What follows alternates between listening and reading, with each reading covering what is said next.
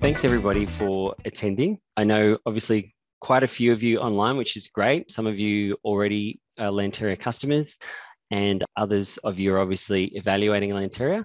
For those of you who I don't know, it's a very special welcome. Thank you for coming. And I hope you all get something out of today.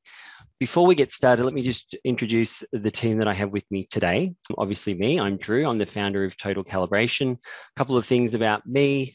I'm based here in Sydney. I'm a father, I'm a hockey player, I'm a gadget lover, and probably my biggest passion is actually, and this sounds really contrite, but my biggest passion is actually solving business problems with technology. I've been doing that for over 15 years and I love it to this day. Daniel, do you want to introduce yourself over in Perth? Yeah, sure. So I'm Dan. I'm digital business consultant at Total Calibration. I was living in Sydney, but for the last 2 months, I've been traveling and trying to get to Perth. It's been a big exercise, to say the least. But yeah, I do also love problem solving. And since joining Total Calibration, it's been really exciting to be able to use technology to solve business challenges with a whole variety of different customers. So yeah, that's me. And how about Verity down in Tasmania? Yeah, I was gonna say I'm in Tassie. I haven't got a nice spiel like our boys. I was like, "Ooh, what can I say? I'm a wildlife carer. I do photography on the side.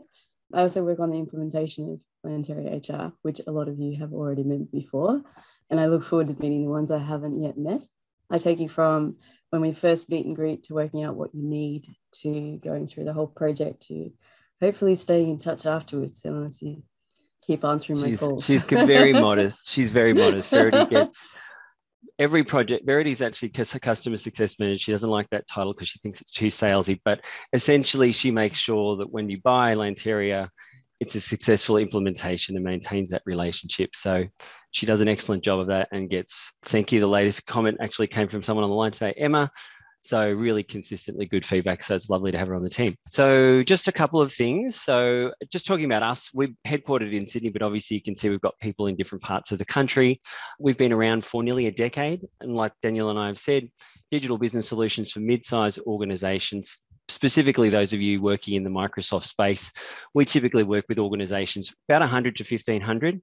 It's our sweet spot, probably more 100 to sort of 500 is where most of our customers are. We've got customers obviously in Australia, across the whole country, New Zealand and PNG, and we don't have any specific market we work with. We work with public, we've got public customers, private customers, government and non-profits. So yeah, bring us your toughest problems. In terms of Lanteria, we're obviously Lanteria's partner in Australia. We've done that for 2013. In fact, David, thank you again for making that introduction way back when you were the CIO of Campus Living Villages. So Lanteria is a software developer, obviously, based out of Europe and the US. Lanteria is an all-in-one HR software solution. The company itself, founded back in 2016, basically very global reach, which is really great because not only have you got customers from all walks of life in all countries, what they've done is baked in best practices that they've seen from all those different customers into the product. And they've got some great, credentials there when it comes to Microsoft. In terms of the actual product, Lanteria is an all-in-one HR software solution integrated with SharePoint, built on SharePoint and integrated with Office 365. Covers 5 modules. Today, we're only going to be focused on 2, but just to give you some context, we've got core HR. That's where we define all of the employees, business unit relationships, pretty much the guts of the system. Time and attendance, fairly simply, is leave, time tracking, public holidays, that sort of thing. Recruitment, we're going to be spending a lot of time in that one today, sourcing and onboarding the best talent.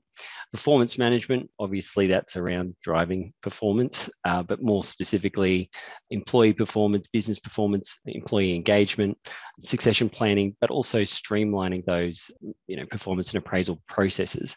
And then learning management is really around automating the planning, should we say delivery, and measuring of your training and compliance programs. So you can buy these individually, or you can they can come as a set. They obviously work very nicely together. A couple of slides just in terms of benefits for, I'm just going to move you people out of the way there.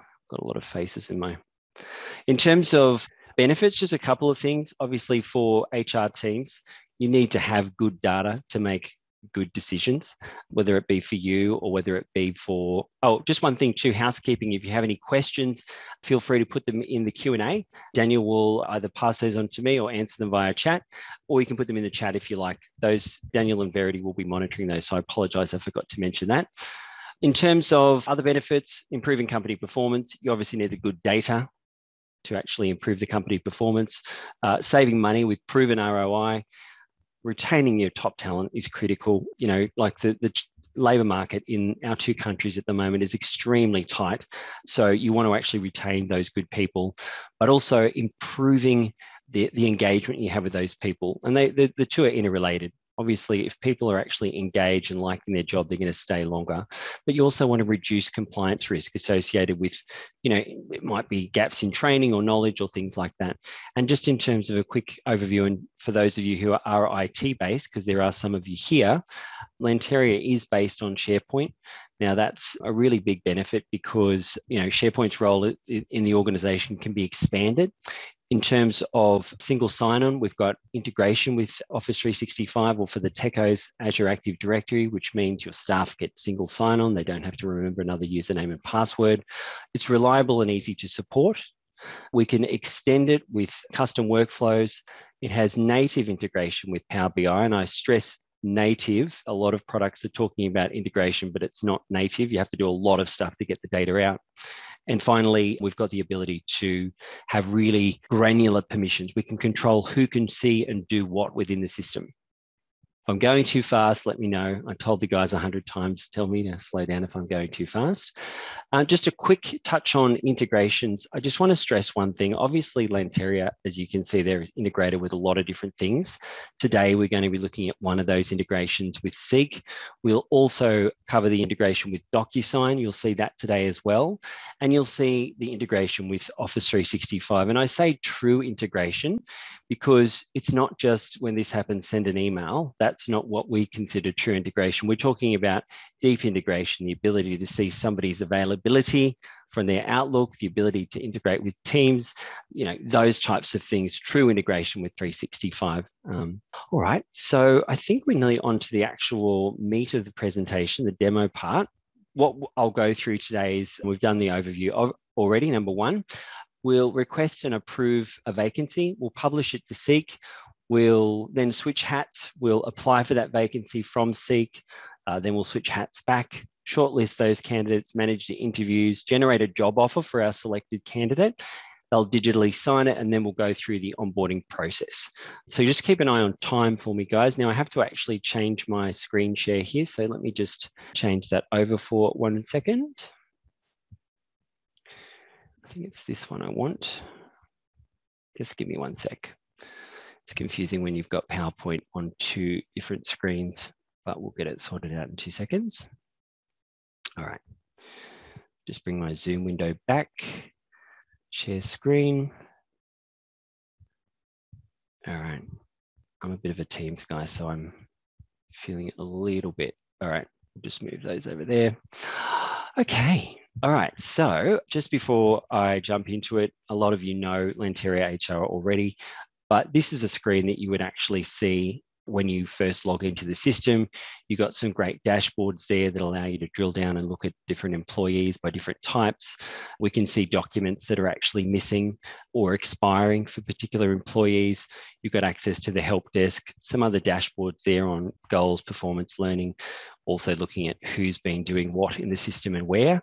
Just very briefly, I want to just talk about the core module very, very briefly, because it does help give some context to the onboarding process at the end. So we've got a few different things we can look at here. We can look at employees in a chart view. Okay, we can export that to PDF. We can drill down to a particular part in the chart if we want to. I just want 2 layers down for Drew, like that. So we just get a nice little org chart there.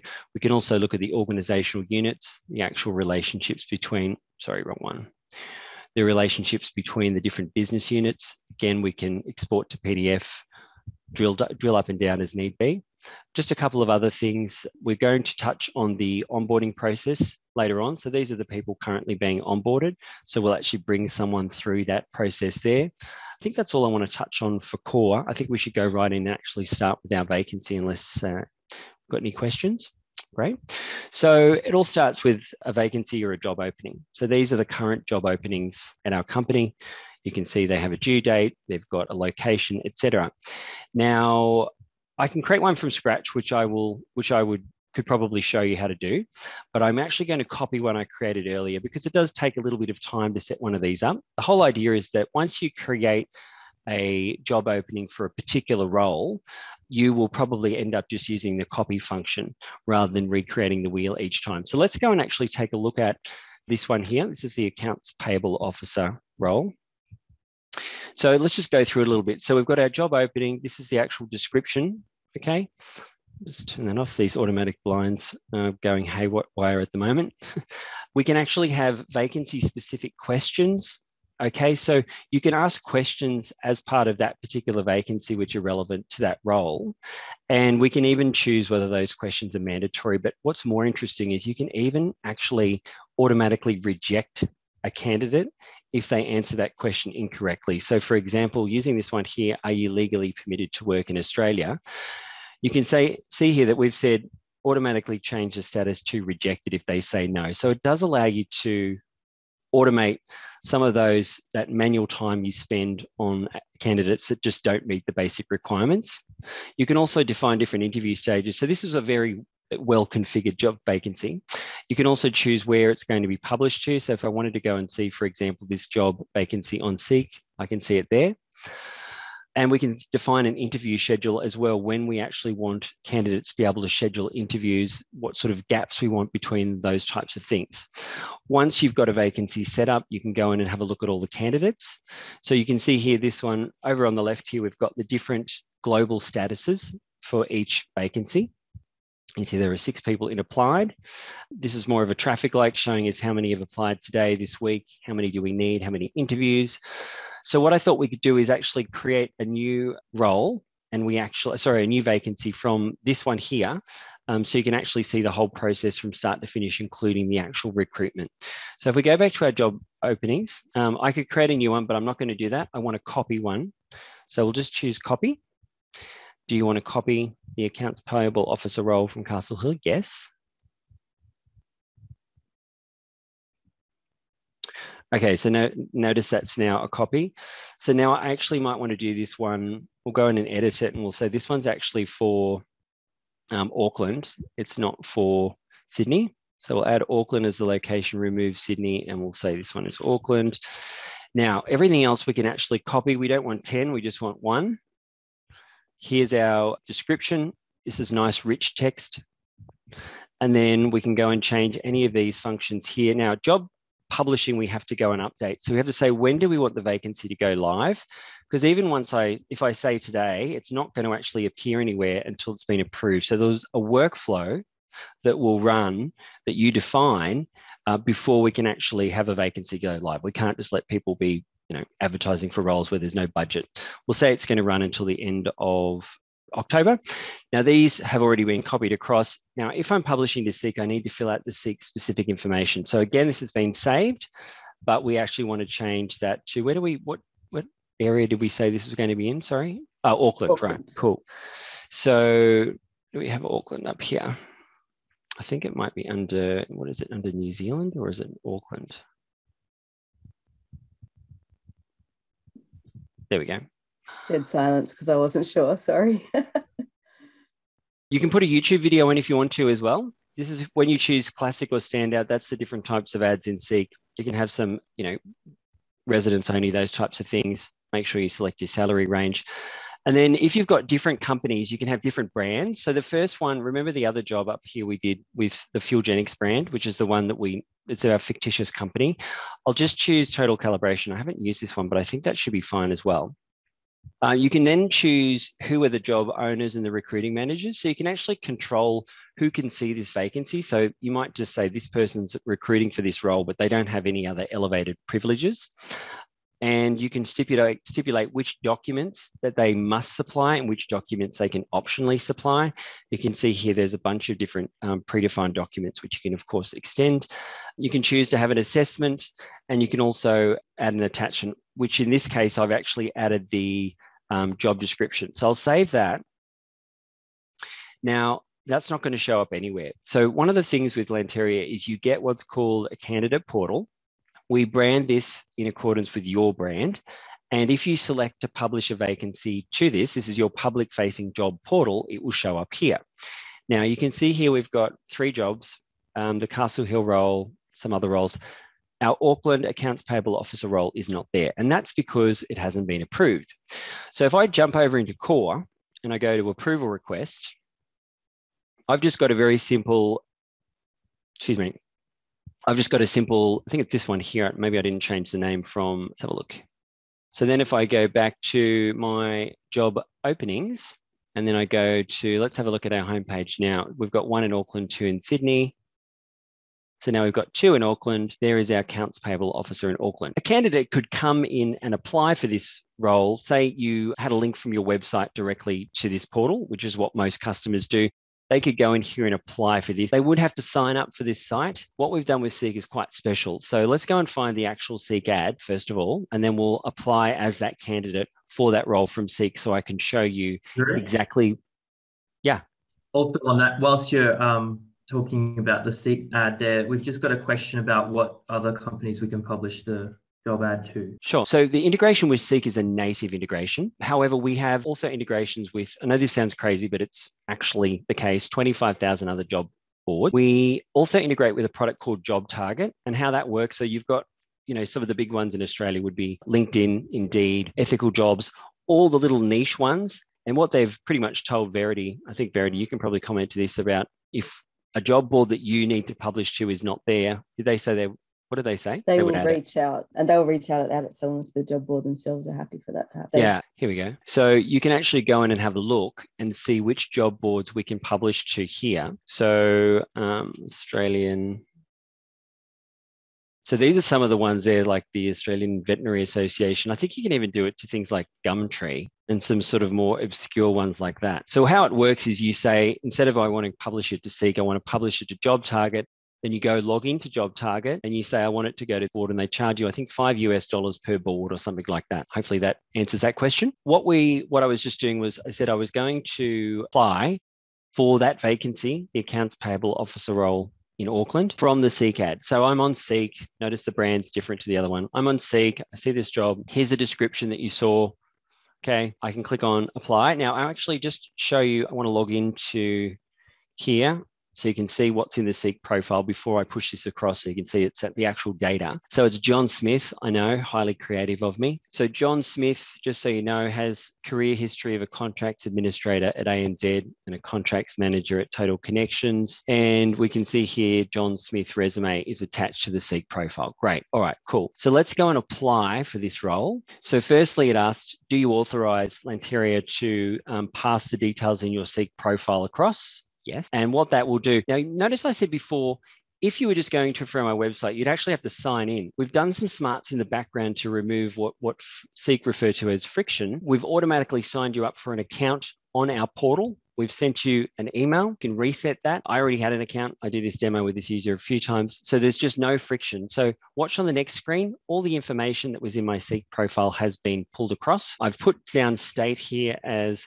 an additional field because Seek doesn't store that. And then we're getting to the vacancy specific stuff. So we're asking you, of these skills, do you have any of these skills? Now, it's worth noting that this list of skills that we have is probably in the vicinity, it's not just skills to its attributes, but it's probably in the vicinity of 40 or 50. Now, obviously, we don't need to be asking an accounts payable officer, do you know how to code in Java? Or do you have mechanical engineering degree? It's not really relevant. So we actually choose, when we're doing that vacancy, which I didn't show you, but we can choose which things we want to ask the candidate if they have those skills in. So we'll say, yes, I know KeyPay and I know SharePoint. And this is a cool thing too, because if you're an organization that actually has a mix of information workers and say non-information workers, mobile workers, people in a factory or whatever, the questions and the process are often going to be quite different. The same goes if you have, for example, you need to bring in contractors or volunteers or labor hire. The way you bring them into the organization and the questions that you might ask them might be quite different. So we can cater to that. Remember I showed you in John's profile that this is his employment history. That's been brought across as well as his personal details. This is where these are the questions that we ask specific to this vacancy. Okay, because I'm really good and I can start it on the 27th. Yes, I am. I don't want to get rejected. It's helpful. And then do you have any other comments? No. Go next. So those questions can be whatever you want. And you can see there that we actually have different field types to support those different types of questions. You can see on this screen that the resume has been passed across automatically. And here we can actually upload optionally those additional documents, but I'm not going to. So we'll just click next. And then we get our final screen. You can make that say whatever you want. It's the out of the box stuff. So, oh, and by the way, I didn't mention this, but I've already gotten to this screen now. You can actually, an applicant can save this and come back to it. You don't have to, you don't lose it, for example, if you don't complete it all in one sitting. So once I submit, we'll go back to vacancy, the accounts payable officer in Auckland role. Just give it a second. Okay, it's been submitted. So over here, we go to our candidates. Remember, this is a new vacancy. So John's the only person here. Let's go firstly and just check out what email John got from the system when he applied. So we get an email saying, thanks for your application. That comes through straight away. Great. I'll just delete that. We don't need that anymore. So now we are an HR person. Now to make this look a bit real and to show you also how you could add other candidates, if you wanted to add them from the database and you wanted to find people, for example, that had, I don't know, that spoke, I should know these off the top of my head, someone who spoke Spanish. I've probably got no one in the system who speaks Spanish. I do. Cool. You can actually add those candidates based on those skills. That's one way of finding people. We also have an advanced candidate search. So this is essentially, I guess you could call it, some organizations call it resume parsing. I don't really like the word. It's like metadata. Most people don't even really know what it means, and it's like a techo word. But essentially, if you wanted to find a candidate who you knew had applied for another role which wasn't successful, you've probably got bubka's chance of remembering their name in a lot of cases. But you might remember, for example, that they worked in Germany, they worked in Malaysia, they at what are some of the names of these companies? Let me give another example. Let's say we wanted to find someone who worked at McDonald's. There's a good one there. Sorry? I was like, there was one with milk in it. It's probably apostrophe. McDonald's, maybe we can do that one. A2 milk. So you can actually find those and then click on and open up that candidate. Now, you can look in the actual resume. You should be able to click on that, but obviously you can't through that screen. I think that's to do with the host header. Let me have a look here. Give me one sec. I think that's at an internal infrastructure thing. Who was it? A2. Let me just check here. Yeah, sorry, that's just something to do with the change we've made to the URL. We changed it from HRMAS to Fuelgenics. So not something you have to worry about. Yeah, this is very cool too. So you can actually look inside the resume. And if I click on that, I can actually add them to the vacancy as well. So back to where we were. We were actually going to work through putting some people on interviews, etc., on our accounts payable officer in Auckland role. Okay, so let's got another question. So just at the start of this process, so I've got a question from Ebony about how payment works to Seek when posting a job. My understanding is Seek actually invoices you. In fact, they're introducing variable pricing, which I believe is similar to like pay-per-click advertising. I'm not 100% sure how that works. We can find that out for you. But my understanding from our experience is that Seek invoice you, it's post-paid.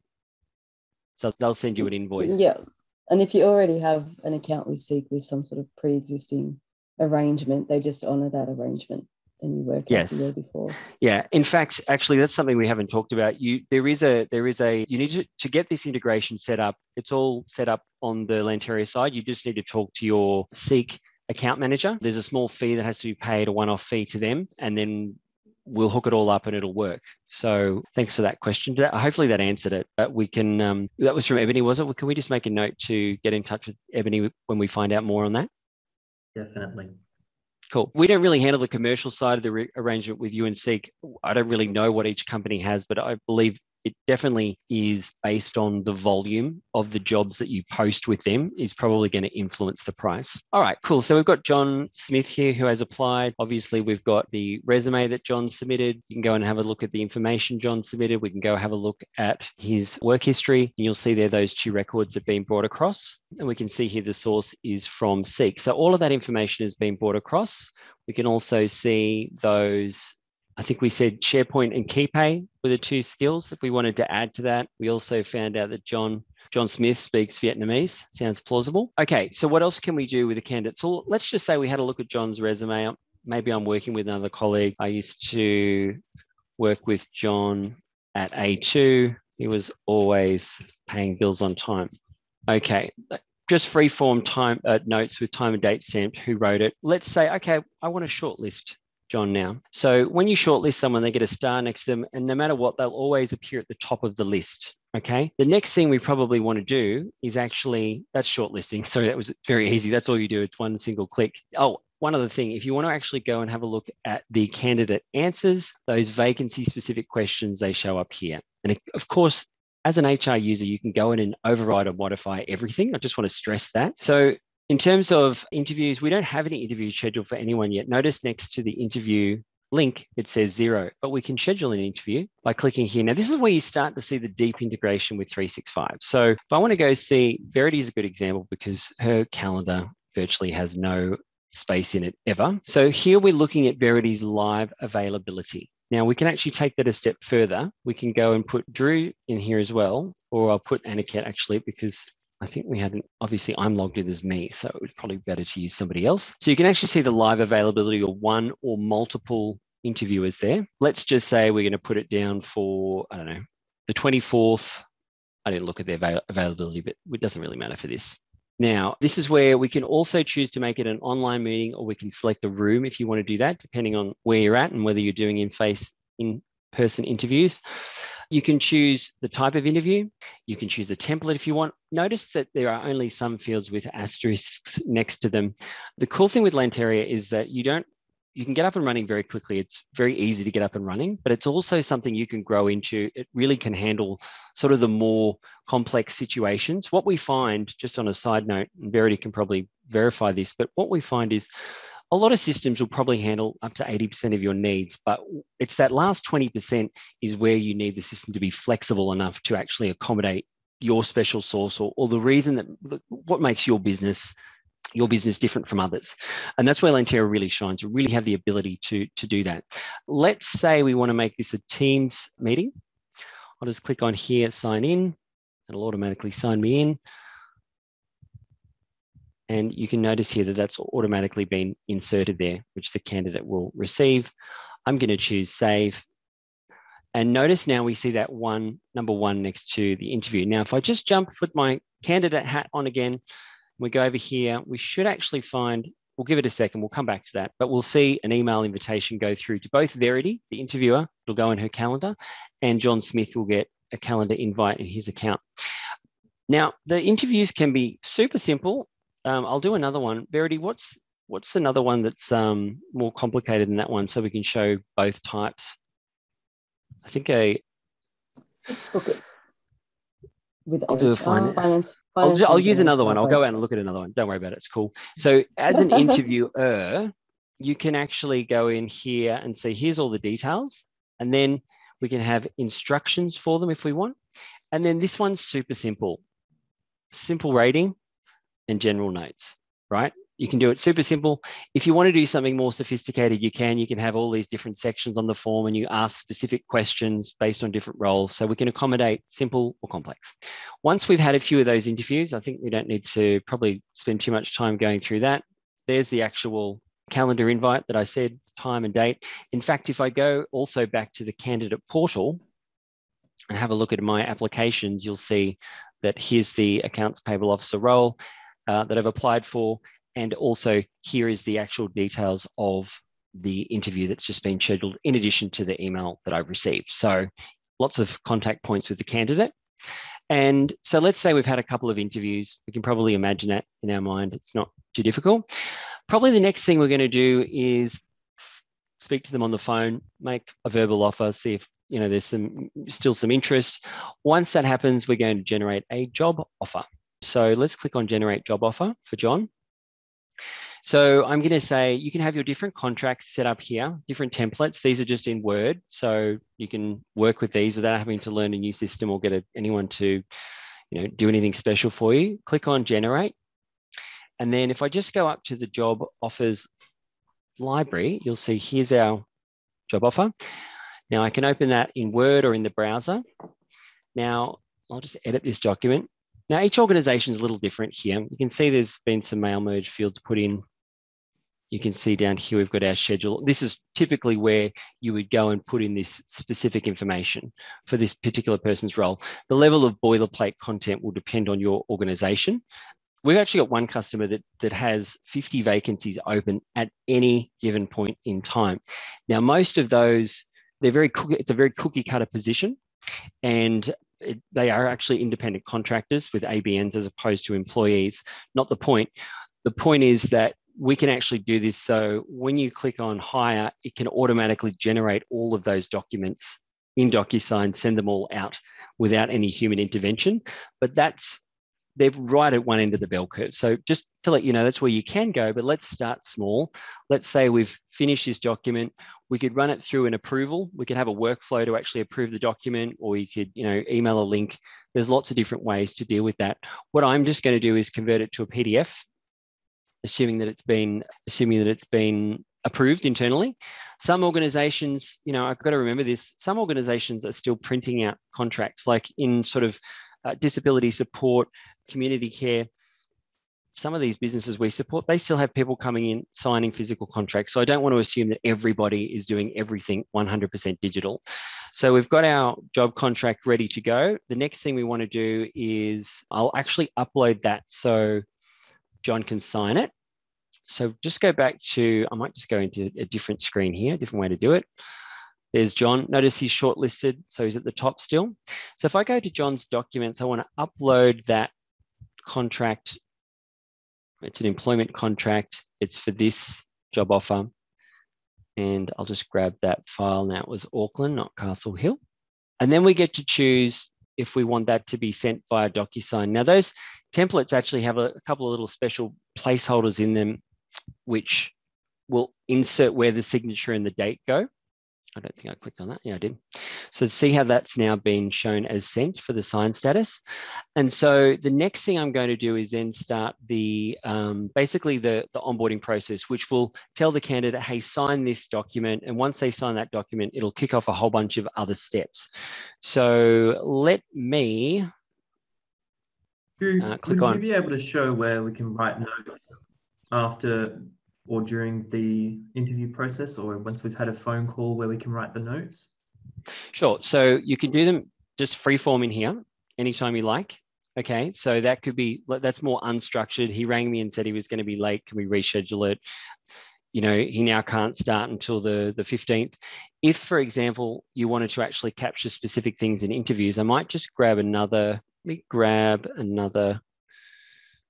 I wonder if I've got some other examples of interview types. I'm just trying to save time here. That's fine. I'll do it. I'll actually add another interview type here so you can actually see how you can capture structured information around interviews. So we'll put down Aniket Patel as the interviewer. We'll make it today. We'll make it 7 p.m. till 8 p.m. I think what I want is, I think interview with finance manager will give me, we'll say it's a room-based interview, this one. So notice now John has 2 interviews next to him. Remember how I showed you on the first one, on the phone interview, that we just had 2 fields that they could fill out? Now we've set up a different interview type. And over here, the interview with HR, I think this one has a custom interview form. So this is like the whole enchilada. So you can actually go in and actually say, I want them to collect these specific answers to these specific questions. And they could be, when are you available? What's your salary expectation? On a scale of 1 to 10, how are you feeling about this? Right. However you want to set it up, we can accommodate it. So if the organization has set questions that they need to ask each candidate, that can all be recorded during the interview process. But Jade, thank you for that question. So if you did make phone calls to the candidate, you can actually record that in notes as well. And it's all there. One more question as well, in terms of different user types. So if we've got a recruiting manager, are they able to have permission to shortlist and schedule interviews in Lanteria without having to rely on HR power users? I think so, but I'll divert that question to Verity, because that's probably a bit above my knowledge grade, if you would. You absolutely can. So you can absolutely delegate the work. above my pay grade. No, we want to delegate the work to your recruitment managers if you have them, and they're able to do all of the process up until actually onboarding a candidate. So there's not a problem there. And I think we did we've just to put a little bit of context around our relationship with Lanteria, we've done quite a bit of actual product development. We spearheaded this integration. We spearheaded the integration with Go1. We've built the integration ourselves with KeyPay. I think what we actually had one of our customers, I think it was the customer with the 50 vacancies a month. They were, because of the competitiveness between those different recruiting managers, I think we've even set up the system now. So recruiting manager A can't see candidates in recruiting manager B's vacancies. Is that right, Verity? Yes, that's correct. Yeah, because this person recruiting over here was poaching candidates from over there. So that's a really good thing. And in fact, just while I'm on that note, we actually have what's called a feedback portal. A lot of anything sort of requested through support is sort of fed through the development team and, voted on to get to the roadmap. But this here is where you can actually suggest improvements and vote on them as well. All right, so where do we get to with John? Did we start the onboarding? I don't think we did, right? Not yet. So we've generated the job contract. In fact, if I put on my John hat for a minute again and go out to the candidate portal, you'll actually see there that document is ready to sign. Now, he doesn't know that yet because he hasn't been notified. So what we'll just do is we'll start that process so he'll get notified and it will orchestrate all the other steps after that. So we say, John, we want to make you what's called a starter. We want to start the process. We'll touch on a little bit about this. I won't get into too much detail here because there's a lot of depth in terms of what we can do. So remember I showed you this before. This is the actual queue of people being onboarded and John's been added to that queue. Now I just want to refresh that screen so we see the little process link come up here. So we can see here there's just one task, okay, which says it's assigned to John. So how does John know about that? Well, John gets an email telling him, hey, you've got outstanding tasks that must be completed. Please visit our careers portal and do these tasks, etc. So I click on there, it says sign the e-contract. Okay, great. Click on there. All right, I'll sign the document. And now, if you're going to ask me, do you need a separate subscription to DocuSign? The answer is yes, to use this function. Then we're going to click on sign. Yes, done. Finish. All right, so John's done that. Now we'll go back to the onboarding actions. Okay, I've completed that. Great, thank you. Now watch what happens. Now this is where that workflow kicks off. Notice how 3 more things got assigned. Now we didn't want to ask him for his bank details until we had the signed contract. That would be irrelevant. So we can fill out these different forms. So you can have whatever data you like on these forms. We'll just put in some very quick data. I would like to take a quick moment to show you, however, we're looking through the eyes of the candidate at the moment with this onboarding process, but I'd like to show you through the lens of the HR person, which is over here. Now, if I hit refresh, you'll see that that has been completed. And then you'll see these 3 other tasks have been added here. So what we're looking at is the same process. I can see the whole thing from the HR user, but I can only see the things that are assigned to me, which happen to be all of them at this stage as a candidate. So I can choose fill form there, blah, blah, blah, blah, blah. And then I'll just put some dummy data in these to save time because I don't want to, we're running close, blah, blah, blah, blah, blah. All right. Notice everything's gone. But if we go back to putting on our HR recruitment hat again, we hit refresh. Now we've got a new task that's been added. Please contact the employee, agree on a start date, and notice it's been assigned to these 2 people. That's some role. I don't know what it is off the top of my head, but watch what happens when I click on complete. That's then going to trigger an email to go to the candidate and say, hey, welcome to the organization. Here's what to expect next. We'll just give it a second. There we go. Oops, there it is. So here's a welcome message. We can click on that and it's just a video I made of, welcoming from the fake CEO to the fake company. I don't know whether you can hear that or not, but a lot of people asked about this. So we actually built something.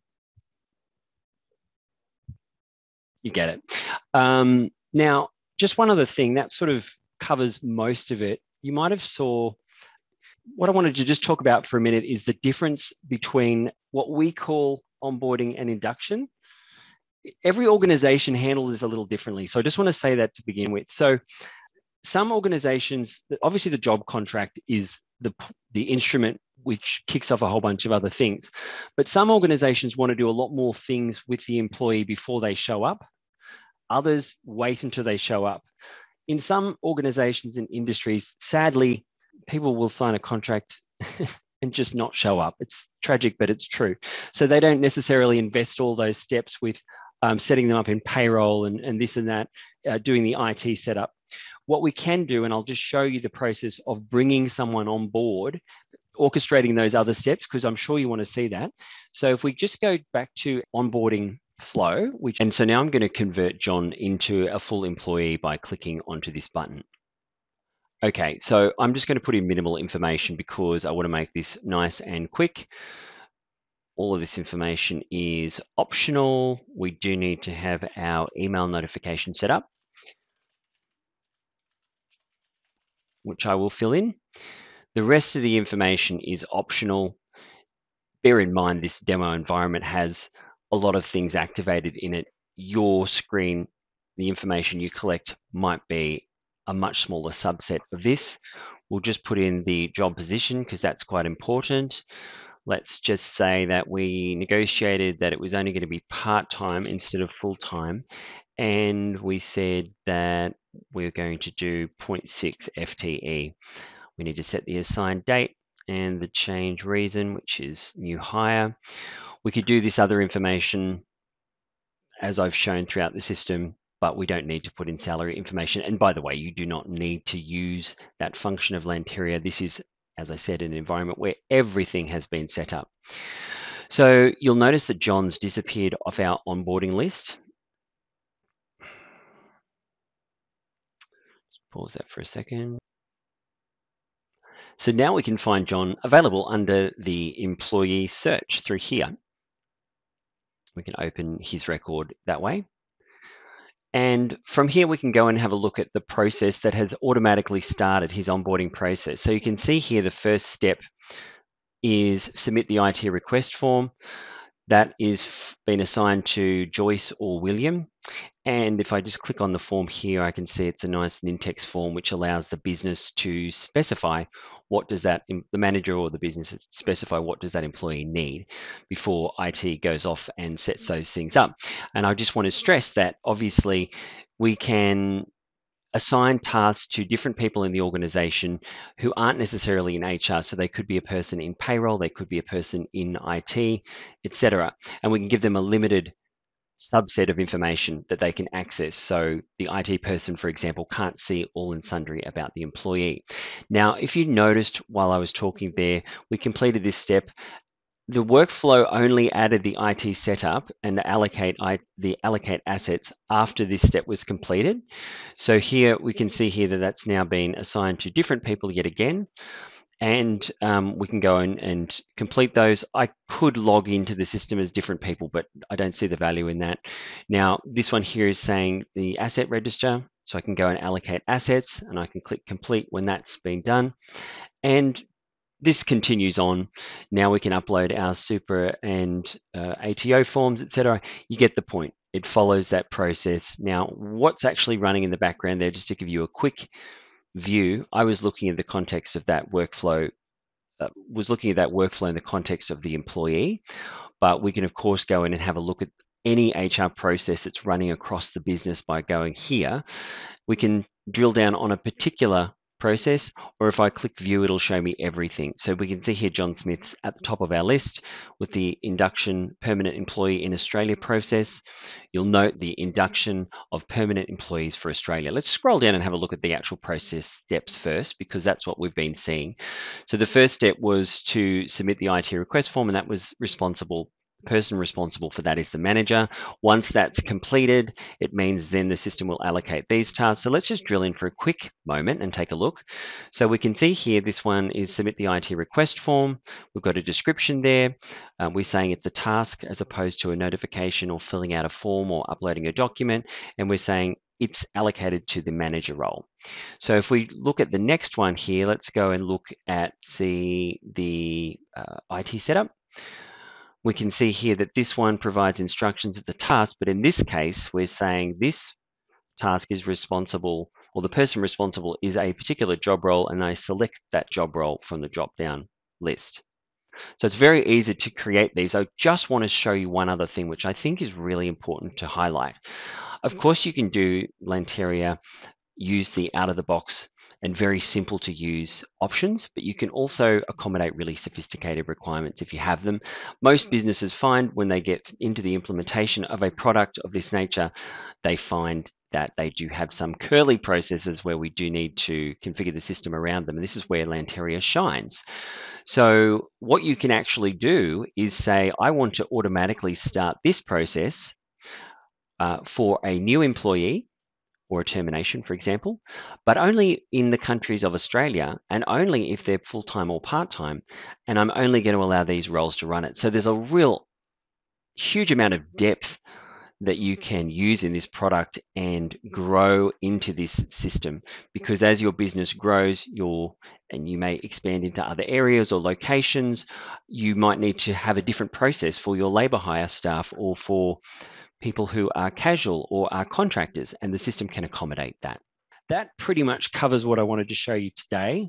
I think I got a bit faster towards the end, and I apologize if it was going too fast. If anybody has any other questions, now would be a great time to ask. Otherwise, I can...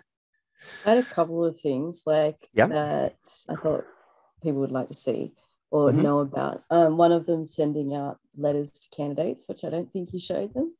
So you know how you get 100 people apply for a job and then you need to send 50 people that, sorry, you didn't get the job. Cool. So, right.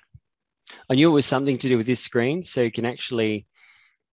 You can have as many as you like, but that means that you can send and track the responses to candidates. And the candidates will also see them here in their, under the My Applications, right, which is gone now because we made John into an employee. Great. That's a good question. Thank you. I haven't used that function. I'm not a day-to-day user.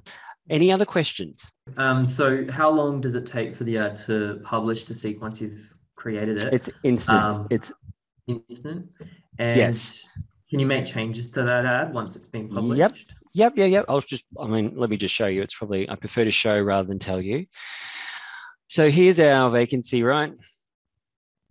Blah, blah, blah. Let's go in and modify that. We will say Sydney, and we'll say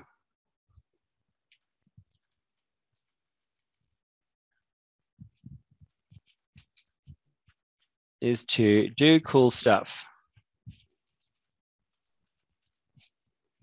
We choose save,